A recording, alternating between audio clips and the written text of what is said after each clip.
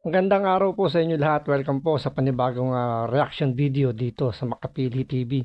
So ito, pagkwentuhan lang po natin to si Banat Baya. Medyo tumirada na naman to kay, kay Trillanes. So meron ditong revelasyon si Banat Bay kung bakit nawala siya o nawawala siya ng mga ilang araw. Kasi kung mapapansin nyo, itong mga nakarang araw, halos everyday, di ba, nagla-live siya. So may nagpo-post siya ng kanyang mga video. So may mga araw din na nawawala siya. So may dahilan pala kung bakit paminsan-minsan biglang nawawala itong si Banat Bay. So alamin natin bakit ba itong si Banat Bay bigla na lang parang minsan palitaw. Lilitaw, lulubog, lilitaw, lulubog. So ito pala yung dahilan kung bakit nawawala-wala itong si Banat Bay. So bago nating pagkwentuhan yung video ni Banat Bay, kung hindi ka pa nakasubscribe sa Makapili TV, baka pwede naman pakipindot yung subscribe button at the same time, palike na rin ng video, wala naman pong bayad yan eh. So, pindot na. So, ito panoorin po natin itong video ni Banat Bay. Bakit ba minsan nawawala siya? So, ito yung dahilan kung bakit, yung pala ang reason kung bakit paminsan-minsan bigla siya nawawala. Pero kung si dating Senador Antonio Trillanes ang tatanungin, hindi raw pwedeng maging mukha ngayon ng oposisyon si Robredo. Sa isang panayam sa Vera Files, iginit ni Trillanes na tahimik sa ilang issue si Robredo. Isa pa to. Alam mo, Trillanes, isa ka pa eh. Ang sinasabi, yung ngayon pag-resign. Nakakaano talaga. Alam mo, may allergy talaga ako sa tanga. Sa totoo lang, ha? Hindi, ito, walang biro ito, aminin ko sa inyo, ha? Hindi. Alam mo, sa totoo lang, ito, ngayon ko lang sa inyo to aaminin, ha, mga kababayan. Kaya po nawala ako nitong mga nakarang araw dahil medyo meron po akong hypertension. Medyo mataas po talaga yung dugo ko. Tapos, alam nyo, na-realize ko talaga. May allergy po kasi ako sa tanga. Yun, yun pala yung dahilan bakit wala tong si Banat Bay. So, allergic daw pala siya at tumataas yung kanyang blood pressure dahil sa mga tanga. So, sino-sino ba yung mga tanga na to na tinutukoy ni Banat Bay? So, isa kaya dito si Trillanes. Kasi sinasabi na hindi raw nagsasalita si BP Sara sa mga nakarang issue. At the same time, hindi daw pwedeng maging mukha daw ng oposisyon si BP Sara. So, sabi ni Banat Bay, ngayon, after mag-resign ni BP Sara as a Deputy Secretary or dun sa gabinete ni Marcos, pwede na siyang maging mukha ngayon ng oposisyon. So, dahil doon, na-allergy si Banat Bay, tumakas yung blood pressure niya kasi yun nga, may allergy daw siya sa tanga. So guys, sa mga ganyang banat ni Trillanes, mukhang sinumpong ng high blood itong si Banat Bay, kaya yun, nawala siya ng ilang araw. So ito kaya yung dahilan kung bakit, o isa kaya si Trillanes doon sa mga dahilan bakit nawawala, or yun nga, bakit sumusumpong yung high blood, yung allergy ni Banat Bay. Pag may napapanood akong tanga, umaakyat yung dugo ko. Oo, walang biro. Pag nakakakita ako ng tanga, Siyempre nga naman, kung makakita ka nga naman kasi ng tanga na paulit-ulit na lang na hinihingan si BP Sara ng opinion patungkol sa foreign policy ni Bongbong Marcos, talaga ma-high blood ka. Unang-una, kundi ba naman mga tanga, o siguro hindi nila alam na ang chief architect ng ating foreign policy ay ang presidente ng Pilipinas, at hindi rin nila alam dahil siguro tanga nga sila na ang vice president wala namang say talaga kung tutusin. Kasi experter lang naman siya. Yun nga ang turing ngayon sa sa vice president. Experter lang.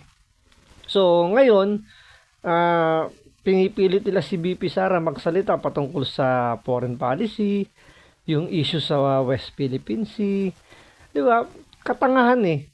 Unang-una, kasama si VP Sara sa gabinete ni Marcos. Nung hindi pa nagre-resign na, kasama si VP Sara doon sa gabinete. So bakit kailangan niyang magbigay ng ibang opinion tungkol sa West Philippine Sea, tungkol sa foreign policy natin? Part naman siya ng gabinete. So ibig sabihin, etong si VP Sara, sumusuporta kung ano man yung diskarte ni President Bongbong Marcos. So bakit kailangan siyang hingan pa ng opinion? So 'di ba? Katangahan nga naman 'yon.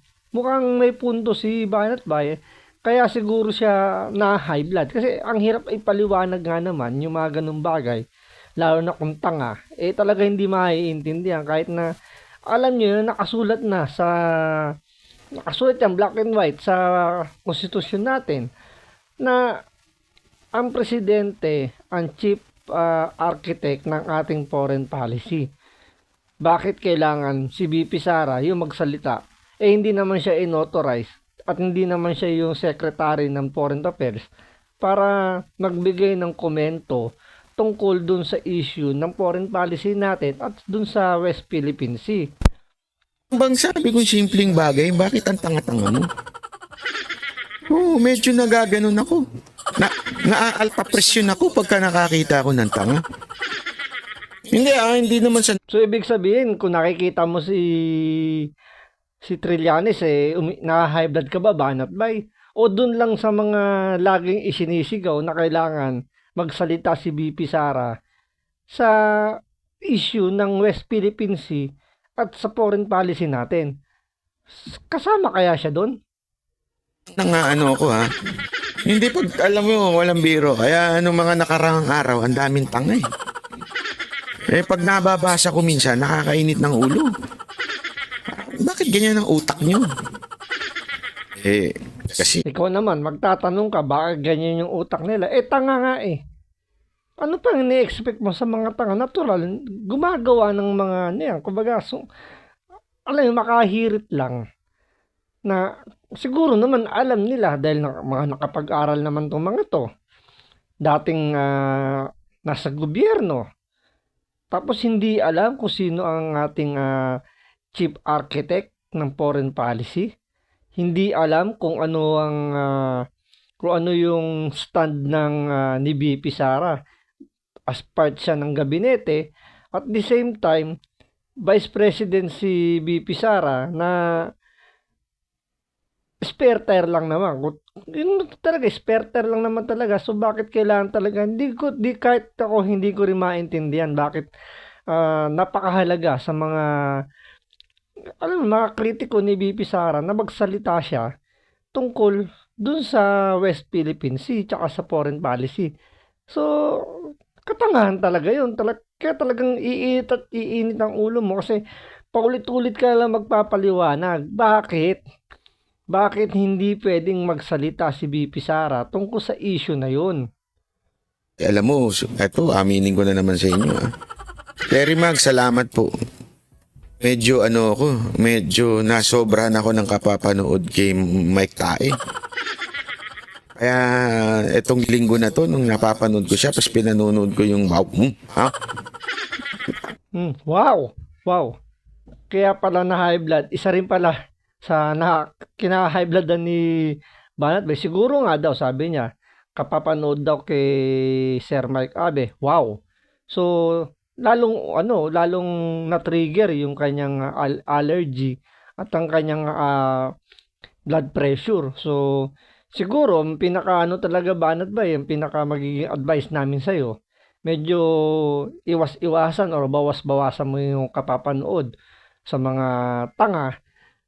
Iwasan mo na rin siguro magpaliwanag sa mga tanga kasi nga, hindi naman nila maiintindihan yan dahil nga sarado na yung mga utak. Dahil may pinaniniwalaan na sila na, alam yun, yung, kumbaga kahit sablay na, yun yung kanilang paninindigan.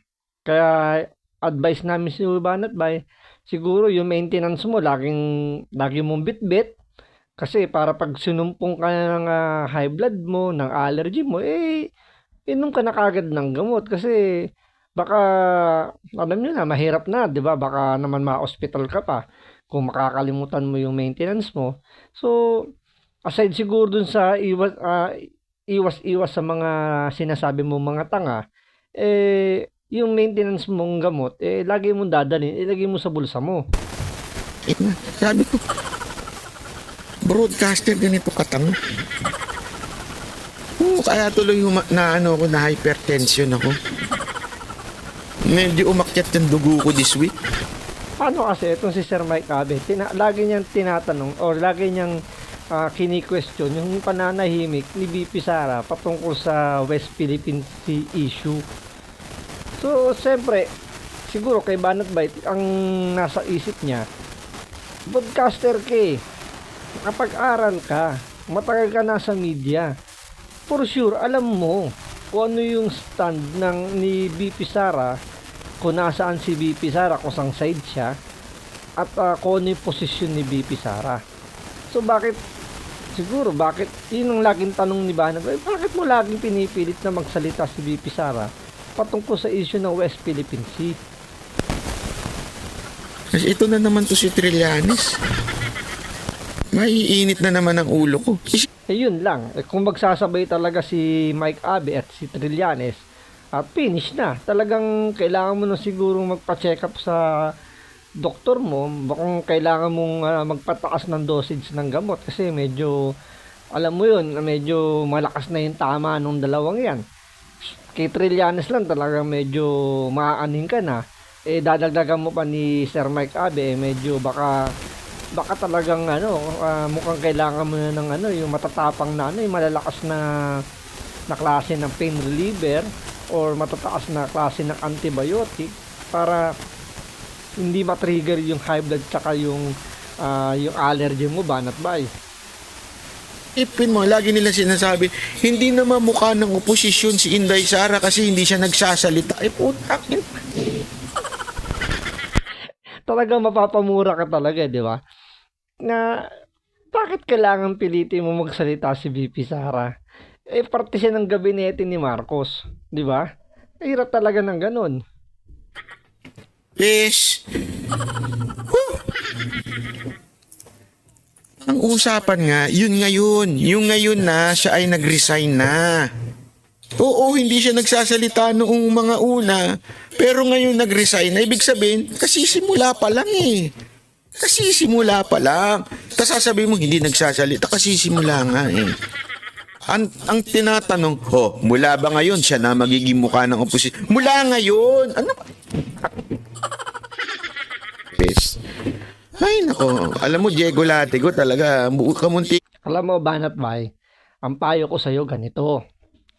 Iwasan mo, panoorin, or yung gamot mo, lagi mong dadalhin. Kasi mahirap na, yun, kailangan talaga yung gamot mo, lagi mong bit-bit. The same time, medyo mukhang kailangan mo magbakasyon para makalanghap ka ng mga fresh air. Nang sa ganun hindi ma-trigger yung allergy mo.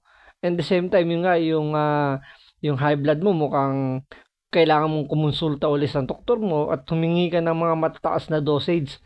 Kasi medyo talagang kahit sino, talagang iinit ang ulo kay Sir Mike Abe at dito kay Trillanes sa mga pinagagawa, mga pinagsasabi nila.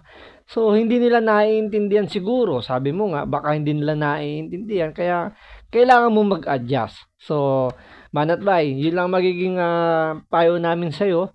Yung gamot mo, magbakasyon ka. Pero huwag naman masyadong matagal kasi may miss ka naman namin. 'Di ba? So, maraming salamat po sa panonood. Banat Bay, take care and God bless.